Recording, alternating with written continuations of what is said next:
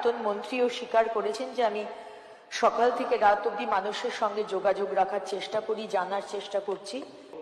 1 September থেকে আমরা penalty জারি করছি। রাস্তায় ইউরিনেট করা, থুতু ফেলা, প্লাস্টিক প্যাকেট ইউজ করা বা লিটার করা, তার জন্য পেনাল্টি শুরু হচ্ছে। আমরা কথায় কথায় বলি দানে দানে মে লিখা হয় খানে ওয়ালে কা নাম। অনেক জায়গায় আমরা দেখি রেস্টুরেন্ট, হোটেল থেকে খাবার নষ্ট হয়, এটাও খাবার নয়। সেই নষ্ট হওয়া খাবার আমরা নেব, আমাদের দপ্তর থেকে, মিউনিসিপ্যালিটি থেকে গাড়ি যাবে, একটি কোল্ড স্টোরেজ হবে, সেই কোল্ড স্টোরেজে সেই খাবারগুলো রাখা হবে এবং সকালবেলায় সেই খাবারগুলি গরম করে আন্ডার প্রিভিলেজ যারা রয়েছেন তাদের কাছে আমরা এই খাবার পৌঁছে দেব। আইকনিক কলেজ স্ট্রিট আমাদের সবার অত্যন্ত কাছের জায়গা। সেই আইকনিক কলেজ স্ট্রিটকে আমরা লন্ডনের কলেজ অক্সফোর্ড স্ট্রিটের মতো আমরা করব, যেখানে নো ভেহিকল জোন হবে, শুধু মানুষ সেখানে বই পড়বে, ফ্রি ওয়াইফাই জোন হবে। অত্যন্ত সুন্দরভাবে এটা আমাদের করার একটি প্ল্যান রয়েছে এবং আমি চাই যে আপনারা আরো বেশি করে আপনাদের সাজেশনস, আইডিয়াস, ক্রিটিসিজম অবশ্যই জানাবেন। এর আগে আমার বক্তারা যারা বলেছেন, যেহেতু সময় বেশি নেই, আমি আমাদের বিরোধী দল থেকে সম্মানীয় বিধায়ক কানাইয়ালাল আগরওয়াল জি, তিনি বলছিলেন ড্রাফট স্টাফ প্যাটার্নের কথা। এখানে the ongoing draft staff pattern for municipal employee has been made in 1995. A draft staff pattern has been proposed and presently under review of the finance department and will be finalized after a study will be made on human resources. থেকে এই বছর প্রায় অতিরিক্ত 800 কোটি টাকা পাওয়ার সিদ্ধান্ত নেওয়া হয়েছে। আপনি বিল্ডিং এর কথাও বলেছেন, ডিলাপিডেটেড বিল্ডিং, কিন্তু সম্মানীয় বিধায়ককে বলবো যে জাভেদ খান স্যার তিনি বলেছেন ক্যাপিটাল আউটলে কমে যাওয়ার কথা। উত্তরে বলি, মনে রাখতে হবে এখন ডাবল ইঞ্জিন সরকার চলছে। আগের সরকার কেন্দ্রীয় সরকারের প্রকল্পে অংশগ্রহণ করত না, কিন্তু আমরা প্রতিটি প্রকল্পে অংশগ্রহণ করছি। ফলে ক্যাপিটাল ইনফ্লো আর একটা সোর্স থেকেও হচ্ছে, ফলে ওভারঅল ক্যাপিটাল আউটলে বাড়বে ছাড়া কমবে না।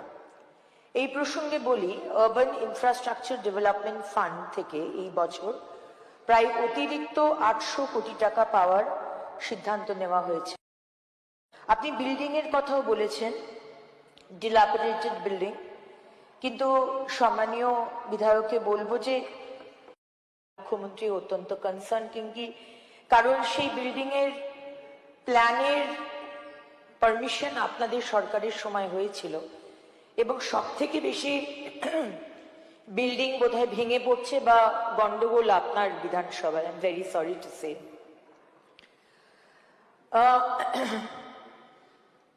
পশ্চিমবঙ্গ নগর প্রশাসনের ইতিহাসে এক গুরুত্বপূর্ণ সময় আমরা এই বাজেট পেশ করছি।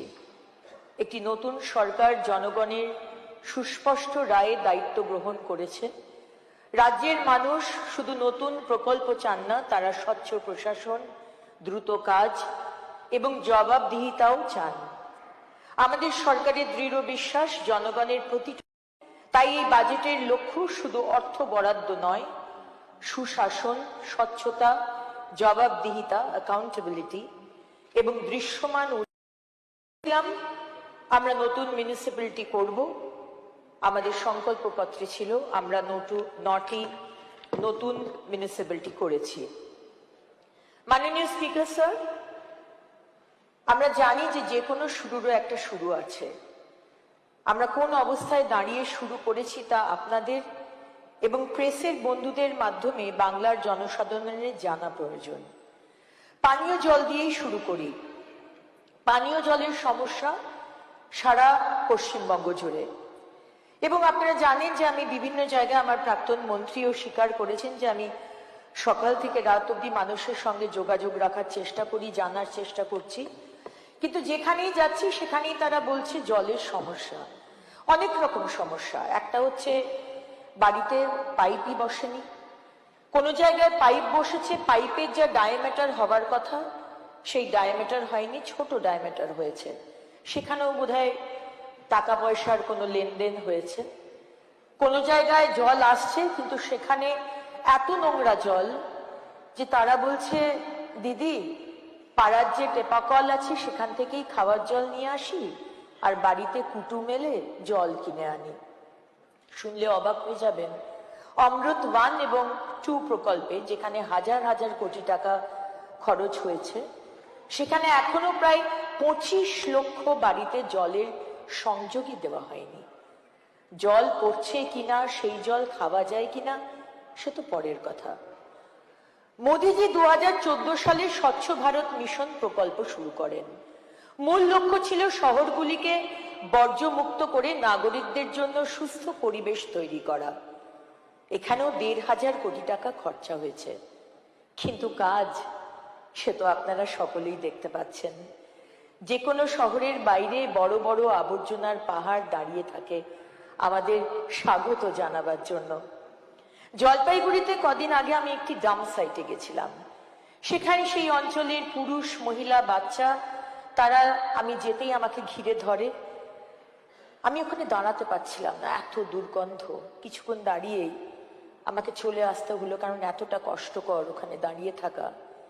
কিন্তু আমার অবাক লাগছিল যে এই বর্জ্য নিষ্কাশন প্রকল্প অনেক দিন আগেই শুরু হয়ে যাবার কথা ছিল, কিন্তু কোনো এক কারণে শুরু হয়নি।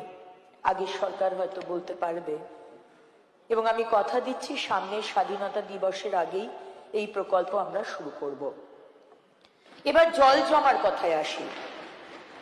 আমি বেশ কয়েকটা দিন ধরে আমার দপ্তরের সমস্ত টিমকে নিয়ে, অফিসার্সদের নিয়ে আমি কলকাতা এবং আশেপাশে জল জমার জায়গাগুলি পরিদর্শন করছিলাম। বিভিন্ন ইঞ্জিনিয়াররাও ছিলেন। সব জায়গায় দেখলাম কাজ হচ্ছে, কিন্তু জলও জমছে। এখানে ওখানে গর্ত খোঁড়া রয়েছে, দিনের পর দিন পড়ে রয়েছে। তাতে জল জমছে, মশা জন্মাচ্ছে, ডেঙ্গি ছড়াচ্ছে। একটি সামগ্রিক অপরিকল্পিত ব্যবস্থা। 15 বছর ক্ষমতায় থাকার পরও একটা সুনির্দিষ্ট নিকাশি ব্যবস্থা করে উঠতে পারলেন না কেন? আমি আগের সরকারের সম্মানীয় বিধায়কদের কাছে প্রশ্ন রাখতে চাই। একই অবস্থা রাজ্যের সব শহরে। একটু বৃষ্টি হলেই জল জমে যাচ্ছে, অথচ শুধু কলকাতার নিকাশি ব্যবস্থা উন্নয়নের জন্য গত 1 দশকে প্রায় 5,000 কোটি টাকা খরচা হয়েছে। আমি মাননীয় অধ্যক্ষ মহোদয়, আপনার মাধ্যমে আমার প্রাক্তন মন্ত্রীকে জিজ্ঞেস করতে চাই, কোথায় গেল এই টাকাগুলো? নর্দমা মেয়ে, গঙ্গা বেয়ে, বঙ্গোপসাগর হয়ে কোন দ্বীপে চলে গেল আমরা একটু জানতে চাই। আপনারা আগের সরকার সাদা নীল রং করেছেন সারা শহর, সারা রাজ্যটাকে সুন্দর দেখাবার জন্য, কিন্তু যে পরিকাঠামো, কঙ্কাল পরিকাঠামো বেরিয়ে গেছে, যেখানে মানুষ পরিষেবা পায় না, জল পায় না, লেগাসি ওয়েস্ট পাহাড় প্রমাণ দাঁড়িয়ে রয়েছে, সেগুলো ঢাকতে পারেননি। আর আপনারা ঠিক বর্ষাকাল শুরু হওয়ার আগেই, যেই আমরা সরকারে এলাম, অমনি আগের সরকারের কাউন্সিলররা তারা পদত্যাগ করে চলে গেলেন, এবং যারা থাকলেন তারা কোনোদিন অফিসে আসেন না। কিরকম ইরেসপন্সিবল অ্যাটিটিউড, আমি সেটাই সামনে তুলে ধরতে চাই। এই 2.5 মাসে তাৎক্ষণিক কিছু ব্যবস্থা আমরা গ্রহণ করেছি, কিছুটা উন্নতি হয়েছে। আশা করছি পরের বর্ষার আগে এই কাজগুলি শেষ হবে। কলকাতা রাজ্যের রাজধানী, দেশের অন্যতম প্রধান মেট্রোপলিস। কলকাতাকে সুন্দর করতে হবে, এই ব্যাপারে আমাদের কোনো দ্বিমত নেই। আগের সরকারের মাননীয় মন্ত্রী একই সঙ্গে কলকাতার মেয়রও ছিলেন। উনি গোটা রাজ্যের কথা ভাবতেন, কিন্তু ফান্ড বরাদ্দের সময় শুধু কলকাতার কথাটাই ওনার মাথায় আসতো। রাজ্যের উন্নয়ন বাজেটের 50%-এরও বেশি শুধু কলকাতাকে দেওয়া হয়েছে। উত্তরবঙ্গ রাজ্যের পশ্চিম প্রান্তে অনেক মিউনিসিপ্যালিটি আছে যেখানে সামান্য অর্থ প্রদান করা হয়নি, অথচ আমাদের দপ্তরের সব মিউনিসিপ্যালিটিকে অর্থ প্রদান করার একটি সুন্দর ব্যবস্থাপনা আছে, যেখানে পৌরসভার আয়তন, জনসংখ্যার উপর ভিত্তি করে বাজেট বরাদ্দের একটা সিলিং করে দেওয়া আছে। তা সত্ত্বেও শুধুমাত্র প্রভাবশালী মন্ত্রী নেতাদের পৌরসভাতেই বাজেট বরাদ্দ হয়েছে? কেন? এই ব্যবস্থা কিন্তু আর চলবে না। কি অবস্থায় ইউডিএম এর দপ্তর আমরা পেয়েছি তা আপাতত এখানেই শেষ করি, তা না হলে আমরা কি কি করতে চাই সেটা বলা হবে না। পরিচ্ছন্ন শহর ও স্বচ্ছ ভারত মিশন নগর। পরিচ্ছন্নতা বর্তমান সরকারের সর্বোচ্চ অগ্রাধিকারগুলির একটি। স্বচ্ছ ভারত মিশন নগরের আওতায় এখন কার্যক্রম ভিত্তিক বাস্তবায়নের পরিবর্তে ফলাফল ভিত্তিক পরিচ্ছন্নতা মানে আউটকাম বেসড ক্লিনলিনেস নিশ্চিত করার উপর গুরুত্ব দেওয়া হবে। সরকারের লক্ষ্য প্রতিটি বাড়ি থেকে বর্জ্য সংগ্রহ, উৎসস্থলে বর্জ্য পৃথকীকরণ মানে ওয়েস্ট সেগ্রিগেশন বাড়ি থেকেই হবে, না হলে কিন্তু পেনাল্টি দিতে হবে। আমার আগের মাননীয় মন্ত্রী বললেন যে কলকাতার কাজ হয়ে গেছে। না স্যার, কলকাতার কাজ হয়নি, অনেক বাকি আছে। প্রতিদিনের সমস্ত বর্জ্যের বৈজ্ঞানিক প্রক্রিয়াকরণ, উন্মুক্ত স্থানে বর্জ্য ফেলা সম্পূর্ণরূপে বন্ধ করা এবং পুরনো জমে থাকা বর্জ্যের বৈজ্ঞানিক পূর্ণ ব্যবস্থাপনা নিশ্চিত করা। বর্তমানে রাজ্যের সমস্ত আঞ্চলিক পৌর সংস্থায় কঠিন বর্জ্য ব্যবস্থাপনার কার্যক্রম চালু হয়েছে। আমাদের প্রায় ৭৫,০০০ জন নির্মল বন্ধু এবং ৬,০০০ জন নির্মল সাথী বর্জ্য সংগ্রহ ও জনসচেতনতা বৃদ্ধির কাজে নিয়োজিত হয়েছেন। বর্জ্য সংগ্রহ প্রক্রিয়ার আরো ভালো পর্যবেক্ষণের জন্য প্রতিটি পরিবারকে একটি কিউআর কোড সিটির মাধ্যমে চিহ্নিত করা হবে।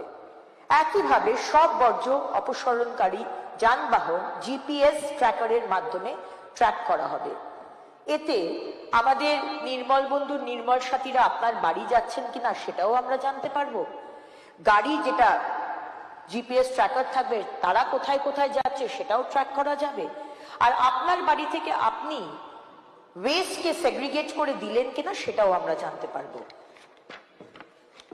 পড়ে থাকা বর্জ্য মানে লেগাসি ওয়েস্ট বর্তমানে শহরগুলির অন্যতম বড় পরিবেশগত সমস্যা।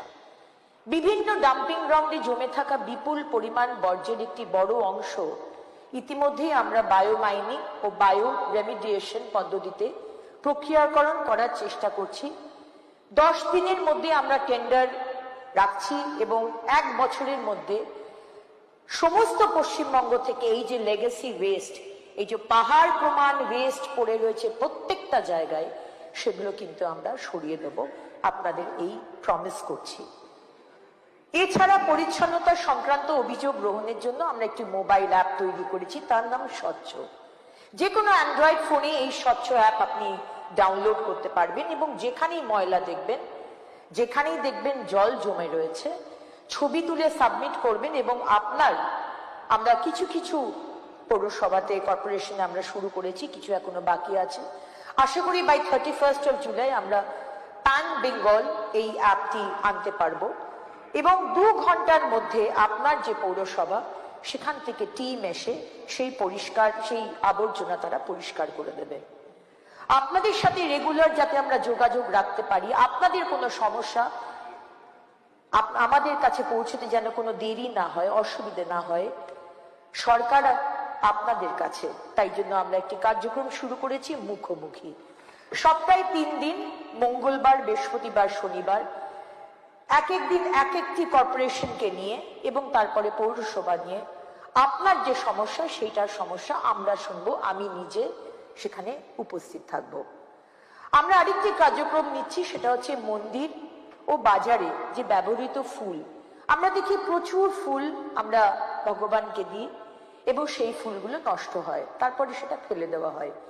সেইখান থেকে সেই ফুল থেকে আমরা ধূপকাঠি এবং আবির, আমরা দোলের সময় যে আবির মাখি সেই আবির আমরা তৈরি করার চেষ্টা করছি। এতে কি হবে, বর্জ্য কমবে এবং মহিলা স্বনির্ভর গোষ্ঠীগুলোর জন্য কর্মসংস্থানের সুযোগ সৃষ্টি হবে। একইভাবে আমাদের সরকার যে কোনো জলাশয় থেকে 50%, only 50%, not 100% কচুরিপানা সংগ্রহ করে তা হস্তশিল্প, কাগজ, কম্পোস্ট ইত্যাদি পরিবেশ বান্ধব পণ্যের পূর্ণ ব্যবহারের উদ্যোগ নেব। 50% বললাম কারণ কি পুকুরে 50% এই ওয়াটার হায়াসিন কচুরিপানা থাকা দরকার, কারণ জলের যে অক্সিজেন সেটা কচুরিপানা মেনটেন করে। এভাবে আমরা একটি পরিবেশগত চ্যালেঞ্জকে অর্থনৈতিক সুযোগে পরিণত করতে পারবো। সলিড ওয়েস্ট ম্যানেজমেন্ট রুলস 2016 অনুযায়ী সবচেয়ে গুরুত্বপূর্ণ বিষয় হলো প্লাস্টিক রিসাইক্লিং। এর জন্য আমরা অনেকগুলো কাজ করার চিন্তা ভাবনা করছি। আমরা বিভিন্ন বাজারে এবং পৌরসভায় কাপড়ের ব্যাগ ভেন্ডিং মেশিন এবং এক টাকার বায়োডিগ্রেডেবল মেশিন, যেটা ভুট্টা এবং আনারস দিয়ে তৈরি হয়, আমরা সেই মেশিন বসাবো।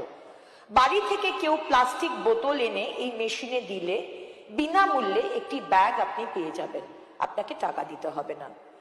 কোনো কোনো জায়গায় হয়তো প্লাস্টিক বোতল না আনলেও হয়তো 1 টাকা 2 টাকার বিনিময়ে এই বাজার থেকে আপনি ব্যাগ পেয়ে যাবেন এই ভেন্ডিং মেশিন থেকে।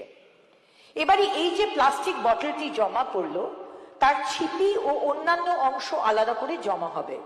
শুধু বোতলটি মেশিনে ছোট ছোট অংশ কেটে প্লাস্টিক রিমোল্ডিং মেশিনের মাধ্যমে গলিয়ে ফার্নিচার ইত্যাদি তৈরি হবে। এছাড়াও এই প্লাস্টিক রাস্তা তৈরির বিটুমেনের সাথে মিশিয়ে এবং পেভার ব্লক করতে এটি সাহায্য করে, এবং গার্মেন্ট ইন্ডাস্ট্রিতেও কিন্তু এই প্লাস্টিক ব্যবহার হচ্ছে। এর মাধ্যমে আমরা একটি সার্কুলার অর্থনীতি তৈরি করতে পারবো, যার মাধ্যমে সমাজের পিছিয়ে পড়া অংশ, সেলফ হেল্প গ্রুপের মহিলারা ও অর্থনৈতিক কর্মকাণ্ডে অংশগ্রহণ করতে পারবেন এবং পরিবেশ সুন্দর হবে। স্যানিটেশন এবং ব্যবহৃত জলের ব্যবস্থাপনা। নগরবাসী সকলের জন্য নিরাপদ স্যানিটেশন ব্যবস্থা নিশ্চিত করতে সরকার প্রতিশ্রুতিবদ্ধ। এই লক্ষ্য পূরণে সারা রাজ্যে individual toilet, community toilet, public toilet এবং অ্যাসপিরেশনাল টয়লেট টুরিস্ট স্পটে আমরা বানাবো। বর্তমানে কমিউনিটি ও পাবলিক টয়লেট প্রকল্পগুলির অধিকাংশই মার্চ 2027-এর মধ্যে সম্পন্ন করার লক্ষ্যে নির্ধারণ করা হয়েছে। যেসব জায়গা অত্যন্ত বিজি রোড, যেরকম হাট, বাজার, বাস স্ট্যান্ড, সেখানে দুবার করে, এক তো সকালে ঝাঁট দেওয়াই হয়, দুপুরবেলা এবং রাত্রিবেলায় দুবার করে ঝাঁট দেওয়া হবে। সামগ্রিক পরিচ্ছন্নতা বজায় রাখার জন্য প্রতিটি পরিবার এবং দোকানদারকে তাদের বাড়ি বা দোকানের সামনের স্থান পরিষ্কার রাখার জন্য উৎসাহিত করা হবে।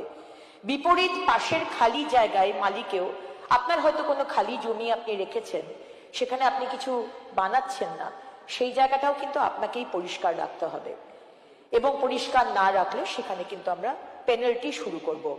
1 সেপ্টেম্বর থেকে আমরা পেনাল্টি জারি করছি। রাস্তায় ইউরিনেট করা, থুতু ফেলা, প্লাস্টিক প্যাকেট ইউজ করা বা লিটার করা, তার জন্য পেনাল্টি শুরু হচ্ছে।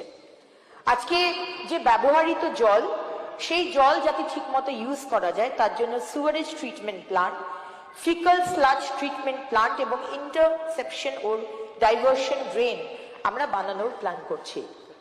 একইভাবে বৃষ্টির জল সংরক্ষণেও উৎসাহিত করতে হবে। স্যার, আমি আরো 5-7 মিনিট আপনার কাছে একটু চেয়ে নেব। রেইন ওয়াটার হারভেস্টিং এবং রেইন ওয়াটার রিচার্জিং। প্রত্যেকটা বাড়ির মাথায় আমরা একটি খোলা জায়গা রাখবো, যেখানে যে রেইন ওয়াটার, বৃষ্টির জল, আমরা সেটাকে জমাবো এবং সেই জলটা দিয়ে কাপড় কাচা এবং বাথরুমে আমরা ইউজ করবো। মাননীয় সদস্য, আপনার সময় শেষ হয়ে গেছে। স্যার 5 মিনিট আর কয়েকটা বিশেষ কথা বলার ছিল, অনেকগুলো স্যার আপনার কাছে অনেকগুলো বিষয় যেটা দপ্তর করতে চাইছে, সেটা আমাকে 5 মিনিট দিন স্যার, 5 মিনিট। এবং ওয়াটার হারভেস্টিং এর জন্য এই জলটি ইউজ করা হবে। সাফাই কর্মচারীদের কথা কেউ কোনোদিন ভাবেনি, তাদের জন্য আমরা এনেছি স্বচ্ছ কবচ। তাদের জন্য স্বাস্থ্য বীমা হবে, নিয়মিত স্বাস্থ্য পরীক্ষা, কিন্তু তার সাথে সাথেই তাদের গ্লাভস, গামবুট, রেইনকোট প্রভৃতি জিনিস তাদেরকে দেওয়া হবে। আজকে ভারত সরকারের একটি নতুন ফান্ড হলো আরবান চ্যালেঞ্জ ফান্ড। সেখান থেকে আমরা বিভিন্ন জায়গায় বিভিন্ন রেভিনিউ জেনারেটিং পার্কিং স্পেস আমরা তৈরি করার প্ল্যান করছি। UIDF urban infrastructure development fund থেকে আমরা কলকাতার রিং রোড একটি বানাবার প্রকল্প নিচ্ছি। এই বছর কলকাতা কর্পোরেশনের পলতা জল প্রকল্পে 100 কোটি টাকা ব্যয় করে 20 মেগাওয়াটের সৌর বিদ্যুৎ প্রকল্প আমরা শুরু করছি। আমরা হিল টাউন ডেভেলপমেন্টের জন্য দার্জিলিং, কার্শিয়াং, কালিম্পং, মিরিক এবং শিলিগুড়িকে ভেবেছি, এবং স্মার্ট সিটির জন্য কুচবিহার, আসানসোল, দুর্গাপুর, তমলুক এবং নবদ্বীপকে আমরা চুজ করেছি। শহরে উন্নয়ন, সবুজ ও নীল পরিসর বাড়ানোর জন্য আমাদের রাস্তাতে যে ডিভাইডার আছে সেই ডিভাইডার গুলো আমাদের সরকারের ফান্ড এবং সিএসআর দিয়ে আমরা নতুন ভাবে সেগুলোকে সবুজায়ন করার কথা ভেবেছি, যেখানে ডিজাইন আমরা দিয়ে দেবো এবং কোম্পানিজরা তারা অ্যাডভার্টাইজমেন্ট করার জন্য সেই জায়গাটি তারা পাবেন। কোনো গাছ যদি বৃষ্টিতে পড়ে যায় তাহলে সেই গাছটিকে না কেটে এমন একটি যন্ত্র আছে যে গাছটিকে তুলে নিয়ে অন্য জায়গায় লাগাতে পারে, আমরা সেই ব্যবস্থার দিকেও আমরা দেখছি। আজকে শহরের ক্লাইমেট সাস্টেইনেবিলিটি বাড়ানোর জন্য সমস্ত মিউনিসিপ্যাল ভবনে আমাদের দপ্তর থেকে শুরু করছি সোলার পাওয়ার প্ল্যান্ট আমরা বসাবো। মা আহার প্রকল্পটি আমাদের সরকার নতুন ভাবে তৈরি করছে। আগে নাগরিক 5 টাকা দিত এবং সরকার দিত 5 টাকা, এখানে 3 টাইমস বাড়িয়ে সেটাকে এখন 15 টাকা করা হয়েছে এবং সেখানে সপ্তাহে ডিম, মাছ এবং ভেজিটেরিয়ান খাবার সেটা ব্যবস্থা করা হয়েছে, অলরেডি চলছে। আমরা মা আহারকে এমন ভাবে ডিজাইন করতে চাই যেখানে বসে খাবার জায়গা নেই, এখন আমরা করবো একটা রেস্টুরেন্টের মতো, যেখানে আমি, আপনি, আমরা সবাই গিয়ে সেখানে বসে খেতে পারবো। আমরা কথায় কথায় বলি দানে দানে মে লিখা হয় খানে ওয়ালে কা নাম। অনেক জায়গায় আমরা দেখি রেস্টুরেন্ট, হোটেল থেকে খাবার নষ্ট হয়, এটাও খাবার নয়। সেই নষ্ট হওয়া খাবার আমরা নেব, আমাদের দপ্তর থেকে, মিউনিসিপ্যালিটি থেকে গাড়ি যাবে, একটি কোল্ড স্টোরেজ হবে, সেই কোল্ড স্টোরেজে সেই খাবারগুলো রাখা হবে এবং সকালবেলায় সেই খাবারগুলি গরম করে আন্ডার প্রিভিলেজ যারা রয়েছেন তাদের কাছে আমরা এই খাবার পৌঁছে দেব। আইকনিক কলেজ স্ট্রিট আমাদের সবার অত্যন্ত কাছের জায়গা, সেই আইকনিক কলেজ স্ট্রিটকে আমরা লন্ডনের কলেজ অক্সফোর্ড স্ট্রিটের মতো আমরা করব, যেখানে নো ভেহিকল জোন হবে, শুধু মানুষ সেখানে বই পড়বে, ফ্রি ওয়াইফাই জোন হবে। অত্যন্ত সুন্দরভাবে এটা আমাদের করার একটি প্ল্যান রয়েছে। হুগলির দুধারে রিভারফ্রন্ট ডেভেলপমেন্টের জন্য প্রকল্প নেওয়া হয়েছে, সেখানে প্রমেনেড থাকবে, বাগান থাকবে, পায়ে চলা, সাইকেল চলার পথ থাকবে, তার সাথে সাথে ওপেন থিয়েটার থাকবে এবং ফুলের মার্কেটও থাকবে। আমাদের সরকার বাজার এলাকা ও ব্যস্ত জনবহুল অঞ্চলে যানজট কমানোর জন্য ওয়ান সাইড পার্কিং এর ব্যবস্থা করা হয়েছে এবং 1 তারিখ থেকে কোনো টাকা দিয়ে পার্কিং ফিজ আপনি দেবেন না, সবকিছু অনলাইনে হবে। এবং এর আগেও একজন সম্মানীয় বিধায়ক আমাকে বলেছেন, বোধহয় সুদীপ বাবু আমাকে বলেছিলেন যে প্ল্যানিং, শুধু প্ল্যানিং নয়, এভরিথিং উইল বি অনলাইন, সবকিছু ট্রান্সপারেন্ট হবে এবং অনলাইন একটি ড্যাশবোর্ডে সবাই দেখতে পাবে, এরকম একটি সিস্টেম করা হচ্ছে। আজকে হকার আমরা দেখতে পাচ্ছি বিভিন্ন জায়গায় হকার বসানো হয়েছে, বাম সরকার এবং তৃণমূল সরকার অনেক জায়গাতে পয়সা নিয়ে হকার বসিয়েছেন এবং নাগরিকদের এখন নাবিশ্বাস উঠছে, এটা নিয়েও আমরা ভাবছি। আজকে আমার দপ্তর থেকে যে বরাদ্দ দেওয়া হলো, ডেভেলপমেন্ট অফ মিউনিসিপ্যাল এরিয়া খাতে 600 কোটি, বেসিক মিনিমাম সার্ভিস খাতে 75 কোটি, পানীয় জল সরবরাহ খাতে 150 কোটি, গ্রিন সিটি মিশন খাতে 150 কোটি, আরবান এমপ্লয়মেন্ট খাতে 800 কোটি, ষষ্ঠ রাজ্য অর্থ কমিশন 1000 কোটি বাজেট বরাদ্দ করার প্রস্তাব রাখছি। মাননীয় স্পিকার স্যার, এই বাজেট শুধু অর্থ বরাদ্দের বাজেট নয়, এটি সুশাসন, স্বচ্ছতা, জবাবদিহিতা এবং মানুষের আস্থা পুনর্গঠনের বাজেট। দীর্ঘদিন ধরে বহু মানুষ মনে করেছেন পুরসভা মানে দুর্নীতি, কাটমানি, বেআইনি নকশা অনুমোদন, বেআইনি নিয়োগ এবং রাজনৈতিক প্রভাব। আমরা সেই সংস্কৃতি বদলাতে এসেছি। এই সরকার স্পষ্ট করে জানিয়ে দিচ্ছে দুর্নীতির বিরুদ্ধে আমাদের নীতি জিরো টলারেন্স।